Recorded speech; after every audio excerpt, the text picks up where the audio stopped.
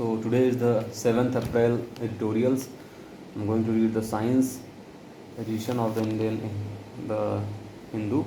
So the title is Cracking the Mystery of How the Chemical Origins of Life Formed. Heat flows through cracks in rocks, such as those found in volcanoes or geothermal systems. Heat flows Heat flows through the cracks in rocks, such as those found in volcanoes or geothermal systems, can purify molecules relevant to the chemical origins of life.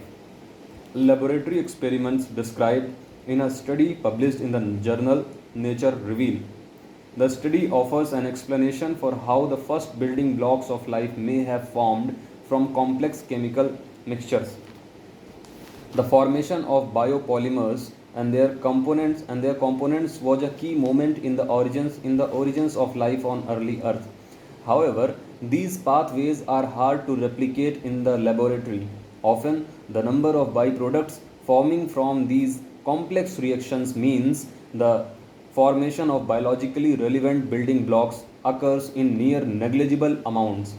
Previous attempts to devise a purification method have been limited by their specificity, being unable to isolate a wide range of molecules at once. Christoph Must from Ludwig Maximilians University München, Munich, Germany, and others used geologically inspired chambers with minuscule cracks to separate over 50 molecules relevant to prebiotic life from complex mixture of amino acids, nucleobases, nucleotides, and other compounds. Vast networks of similar cracks can be found in the Earth's crust and are thought to have been abundant on Earth before life formed. The mixture was filtered along a temperature gradient which enables the isolation and enrichment of specific molecules owing to the slight differences in their molecular structure. The experimental results show that even a moderate temperature difference was sufficient to separate and purify several types of prebiotic molecules, including 2 aminojoles and amino acids, increasing their concentrations by a factor of 10 and 3 orders of magnitude, respectively. The concentration ratios could be improved further by increasing the size of the network of cracks and are shown to be successful across a variety of temperatures, solvents, and pH values. The experimental conditions were shown to facilitate the coupling of two glycine molecules, a starting point in peptide synthesis, aided by forming concentrations 5 times higher than the starting mixture. The success of this method suggests that naturally occurring geothermal heat flows could have driven this separation in the early Earth and provided an efficient method for producing the compounds necessary to study the origins of life.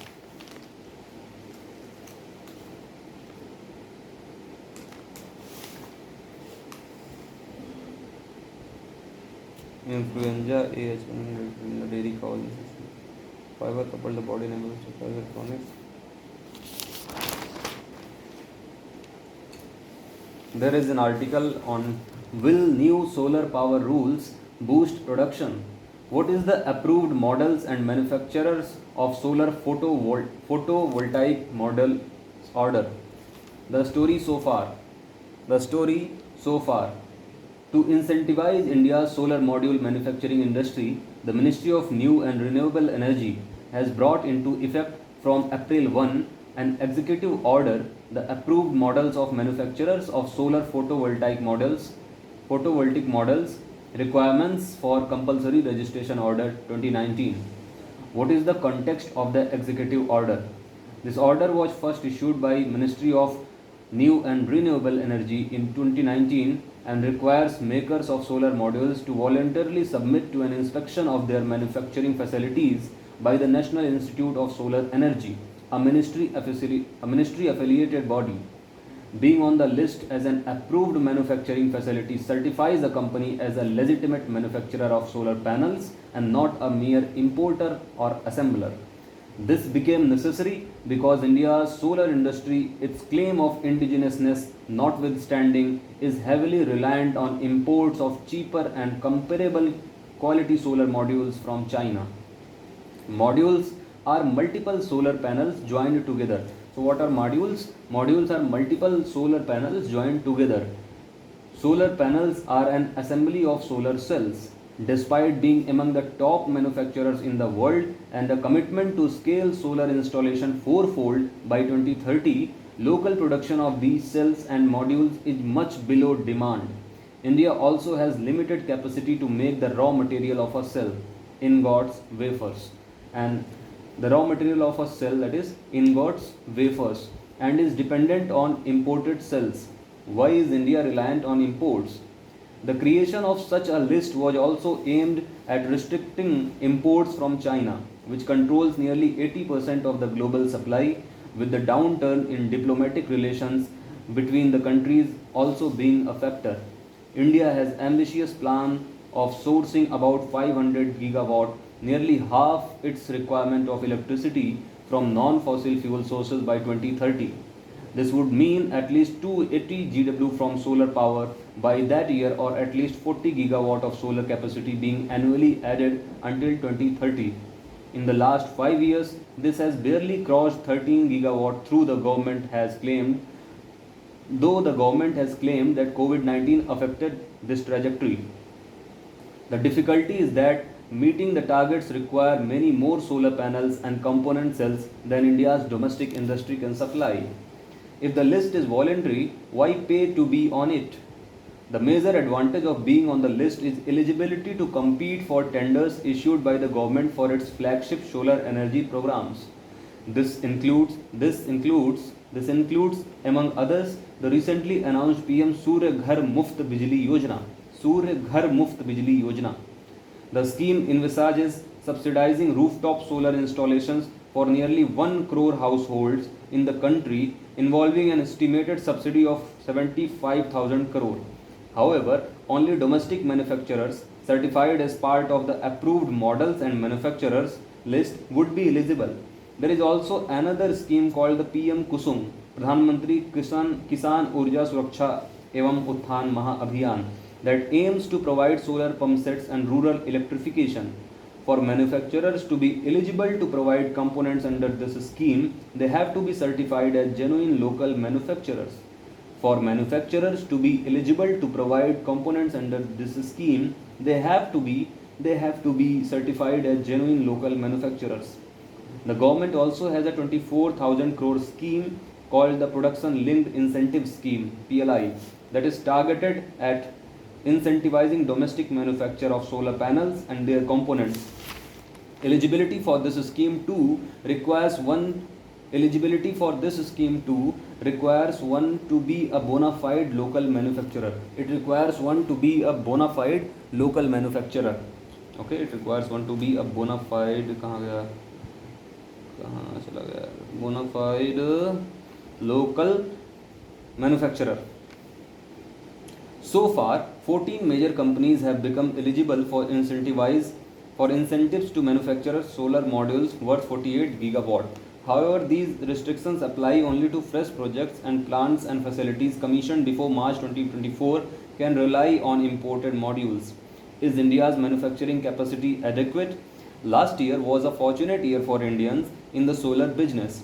China, which supplies over 80% of solar components globally, saw a curve in orders from the US on the grounds that the former relied on forced labor by Uyghur Muslims in the Xinjiang province.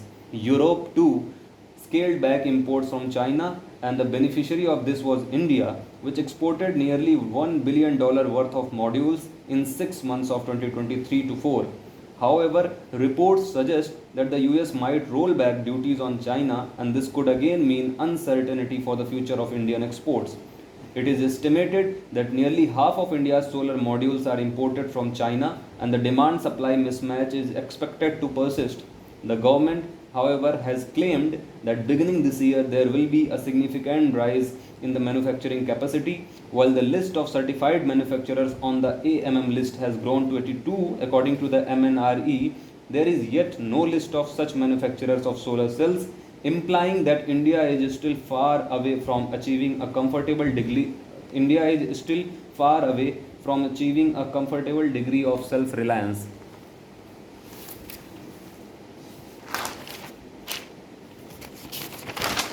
And there's article on why are Kachathivu packs being questioned. It is an island in Sri Lanka which has been recently news. Where is Kachathivu? Kachathivu is an uninhabited island spanning some 285 acres in the Park Strait that separates Tamil Nadu and northern Sri Lanka. More precisely, it is located 14.5 kilometers south of Delft Island, and about 16 kilometers to the northeast of Rameswaram. It is barren, has no drinking water or infrastructure except a sole Catholic structure dedicated to Saint Anthony. The dispute was over who owns. What was the dispute? The dispute was over who owns Kachathivu. Negotiations began in 1921 between the British colonial government of Madras and Ceylon, with both sides claiming territorial ownership. The matter was settled some 5 decades later after the government of India and Sri Lanka under Prime Minister Indira Gandhi and Sirimao Bandaranaike signed two bilateral agreements in 1974 and 1976.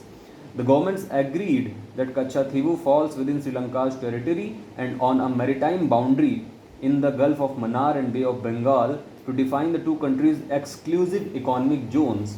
With the exclusive economic zones, India and Sri Lanka agreed to exercise sovereign rights over the living and non-living resources of their respective zone. The understanding was that fishing vessels and fishermen of India and Sri Lanka shall not fish in each other's waters, territorial sea and exclusive zone. However, despite the historic dispute over its territorial definition, fishermen from Tamil Nadu visit Kachathivu every March along with their Tamil-speaking counterpart of northern Sri Lanka for the annual St. Anthony's festival. The Indian fishermen do not require a passport to visit the island in Sri Lankan territorial waters for this purpose, because the 1974 agreement expressly permitted them to access the island for rest, drying of nets and the festival while prohibiting any fishing activity. What did India get? Commentary and analysis from the time, including the Hindu, shows New Delhi was seen as gaining some diplomatic mileage with its neighbor, which was tilting towards China then. A few years after the liberation of Bangladesh and alongside the difficult question of citizenship for Indian origin Tamils who were rendered stateless in Sri Lanka, New Delhi deemed strong and close ties with Sri Lanka important. New Delhi deemed strong and close ties with Sri Lanka important.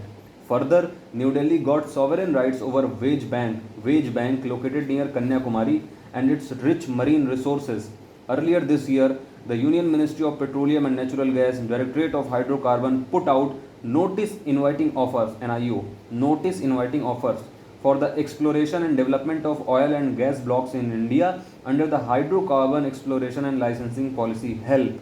Hydrocarbon Exploration and Licensing Policy. The move drew flack from residents of Kanyakumari and environmentalists who raised concerns over such activity impacting the marine ecosystem around Wage Bank, WADGAG Wage Bank. The response of Sri Lanka has been very cordial and very tight-lipped.